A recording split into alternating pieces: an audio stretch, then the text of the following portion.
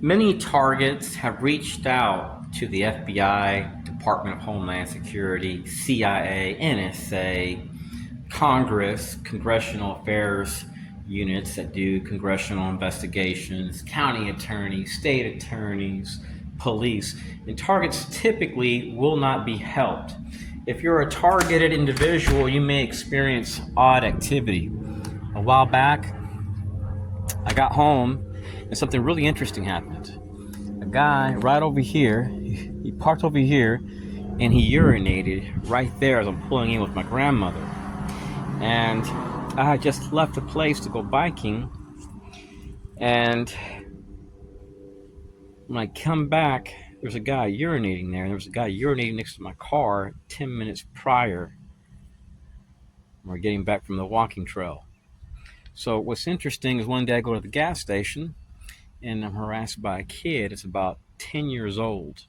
And then I get home and there's two kids, the same height, same skin complexion, screaming profanities right there at this house where this red car is at. Weird things started occurring. Neighbors started arming their doors. At one time I had different neighbors. And when I first moved here, the guy lived right across the street. He was African American. He was a brick mason. One day he walks out of his house, he walks up to me and he goes, psst. Then he moves out. Had an issue with a lady that lives over here with this, what do you call that car, a Zion or something, or that box-shaped car. Only happened one time. I'm outside and I see her at the corner of the garage and she goes, psst. Started getting harassed by neighbors at the front entrance of where I live at, and they're all veterans. One of the houses, the very front, it's a two-story house. It's like right when you go in, it's not to the left or to the right. It's right there up front. Has a sticker saying that the house is owned by the city. It's right next door to a Mexican restaurant. So these are things that are very subtle that the average person wouldn't go to the police for. So I found it interesting. Recently I go to a gas station, little kid, 10, with two white men, walks up to me in line and goes, shh. I get home and two kids are screaming profanities right there where this red car is that it just moved in. And I'm getting harassed at parks where I bike, where I worship, where I get gas by business owners. I've noticed these people going to businesses, stores like Walmart, Ross, wearing disguises, changing hats, changing glasses, using burner tags, stingray technology. In Texas, they would sit at a table across from me and my family and just go, shh.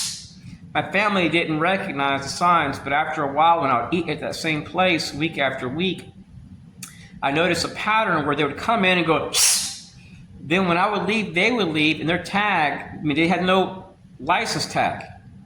They had black SUVs. They may wear black shades, thin black tie, and a black suit. They like going into schools. I recorded this state by state. They use military partners, 8A business vendors. They're clandestine. They're into like the transgender, LGBT, Israeli stuff that the ADL supports. And I'm not anti-Semitic. I'm not against Israel. I'm a Christian. And I believe God's chosen people are Israelis. That doesn't mean I have to support domestic terrorism, apartheid, and support these politicians which don't support us, that are targeted and that are getting AIPAC money. And they didn't even have $80,000 in their bank account at one time. Now they have millions to go along with certain agendas which we know are unethical and which defy the Bible, like mass murder, apartheid, stealing, land theft. Those are crimes.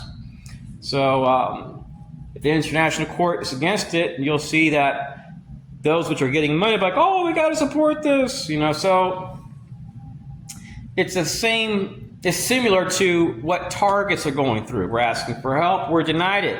When we go to these agencies, oh, your matter is civil. We can't help you. But they won't tell you exactly who's doing this, and they won't help you to investigate. So if you contact FEMA, most likely you won't get your Privacy Act request. If you go to a fusion center, they're not going to help you. They're a CIA partner. Who do you think they get information from? CIA, FBI. The same people which help draft these reports sometimes at fusion centers. When targets go there seeking help.